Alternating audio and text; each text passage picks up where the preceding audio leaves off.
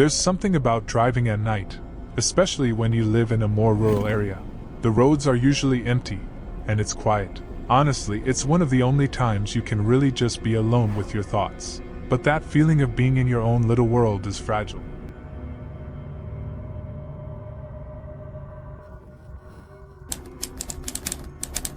This first story comes from a contractor I heard about.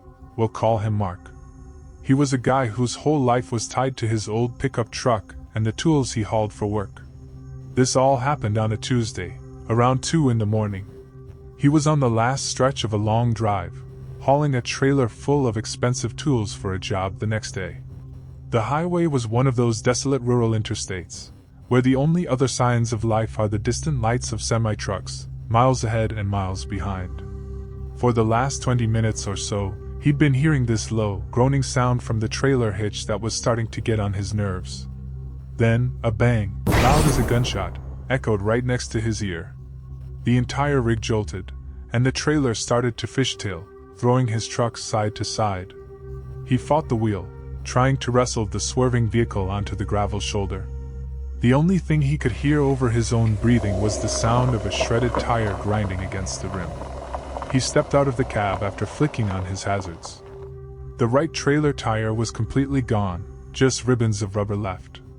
To make it worse, he realized his spare didn't fit this specific trailer axle, and a quick check of his phone confirmed what he already suspected: no signal. He was completely stranded. After what felt like forever, a pair of headlights appeared in the distance, slowing down as they got closer. It was a beat-up sedan that pulled over just behind his trailer. 2 men got out, just dark shapes against their own high beams. One was wiry, wearing a hooded jacket that hid his face. The other was bigger, with his hands deep in his pockets. "Need help, buddy?" the wiry one called out. His voice was casual, almost too friendly, but his eyes weren't on Mark. They were focused on the tools in the trailer, scanning the load a little too intently. Mark was wary, but honestly, he was desperate. He just nodded, making sure to keep his distance. They said they had a jack that might work and offered to help. As the bulkier one knelt by the axle, the wiry one started making small talk, asking where he was headed, what he was hauling. The whole thing just felt off. As the bulky man fumbled around with the jack, Mark's flashlight caught a glint of metal. The man's hand was slipping from the jack handle towards a tire iron on the ground, but not like he was going to use it for leverage. A cold feeling washed over Mark. Stories he'd heard from other drivers, tales of roadside robberies, started flooding his mind. His gut was telling him this was a setup. The final confirmation came when the wiry man casually circled around the back of the pickup, positioning himself right between Mark and his driver's side door. They were closing him in. Thinking fast, he pretended to stumble and dropped the heavy jack with a loud clang. In that split second of distraction, he didn't hesitate. He lunged for the passenger door, scrambled across the bench seat, slammed the driver's door shut, and locked it. The truck screamed as it tore off, tires spitting gravel. He didn't even think about the trailer. In the rearview mirror, he saw the 2 men, their friendly act gone, yelling and running after him for a few feet. He drove for 10 miles, adrenaline coursing through him, before he dared to pull over in a place with a signal to call the police. They later told him a string of similar robberies had been reported in that area, thieves preying on stranded drivers. He got his trailer back, but the incident stayed with him. He had escaped, but he knows how close he came to being another one of their victims. It's unsettling how quickly a normal situation can turn dangerous. A moment of vulnerability is all it takes for the wrong person to see an opportunity. If you have a story of your own, I'm sure others would be interested to hear it in the comments. You never know who might need to hear it. This next story is about a fear that almost every driver has felt at some point. It's the fear of being followed. This happened to a woman named Clara, who was on her way home from her sister's house. It was a 3-hour drive, and she'd left late, so by 1 a.m., the highway was almost empty. She was about an hour from home, on a long, straight road cutting through dark fields. The drive had been peaceful, almost hypnotic. That's when she first noticed them, a pair of headlights in her rearview mirror. For the first 10 minutes, she didn't think much of it. It's a public highway, after all, but the headlights never got closer, and they never fell further behind. They just stayed there, a constant presence. She was driving the speed limit, 65 miles per hour. She decided to test the theory, a knot of anxiety tightening in her stomach. She eased her foot off the gas, letting her speed drop to 60. The headlights behind her did the exact same thing, maintaining their distance. Her heart started to beat a little faster. Okay, maybe a coincidence. She sped back up to 65, then pushed it to 70. The lights matched her instantly. This was no coincidence. Panic started to set in. She was being followed on a deserted highway with no exits for miles. She felt trapped. She thought about calling the police, but what would she say? "A car is driving behind me." It sounded paranoid. Then the car behind her changed tactics.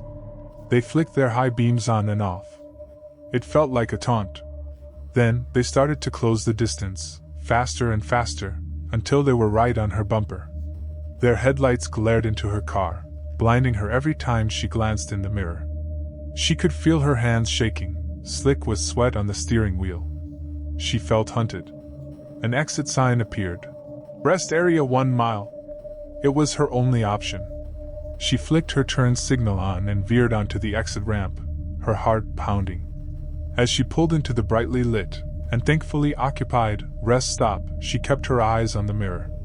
The car slowed, as if it was going to follow her in, but at the last second, it swerved back onto the highway and sped off into the night. Clara sat in her car for a long time, just shaking. She never saw the car again, and has no idea who was driving it or what they wanted. But the feeling of those headlights, a silent and relentless presence in the dark, is something she'll never forget.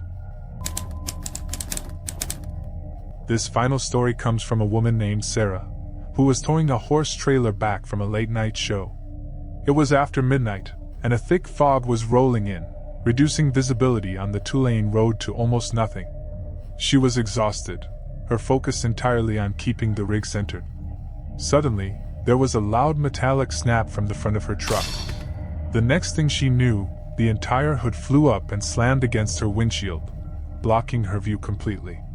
It was like a steel curtain had dropped, plunging her into total blindness at 60 miles an hour.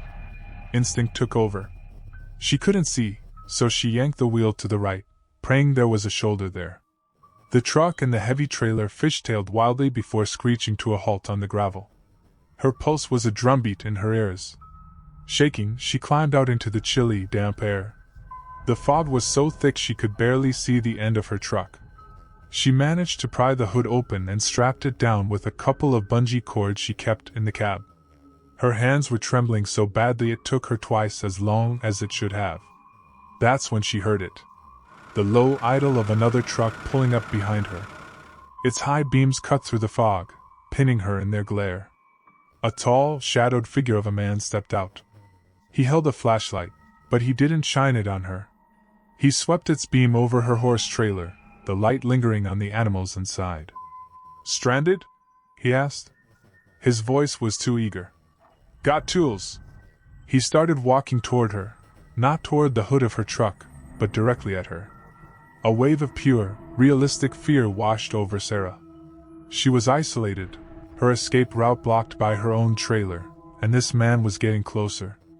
"All good," she lied, her voice shaky. "Just securing it." She began backing away toward the driver's seat. He didn't stop. He walked right up to her door and put his hand on the handle. "Let me just help with that axle," he said, his voice low. "Looks a little loose." Her blood ran cold. He was making up an excuse to keep her there. Without a second thought, she revved the engine. The sound was deafening. She slammed the truck into drive and peeled out, throwing gravel everywhere. As she sped away, she risked a glance in the rearview mirror. He was still standing there, a silhouette in the fog, watching her go. She drove another 20 miles before she felt safe enough to stop at a well-lit gas station. A mechanic there confirmed her old truck's hood springs had likely rusted and snapped. She filed a police report, and a few weeks later, heard they had arrested a man who matched the description. He had been lurking at breakdowns along that highway, preying on stranded drivers. Sarah had escaped, but she knows how close she came to being another one of his victims. The road at night is the space between where you were and where you're going. But for some people, it becomes a place where their sense of safety is shattered. These stories are a reminder to always trust your instincts and to be aware of your surroundings. Even on the loneliest roads, you should never assume you're truly alone. Thank you for watching. Drive safe, and good night.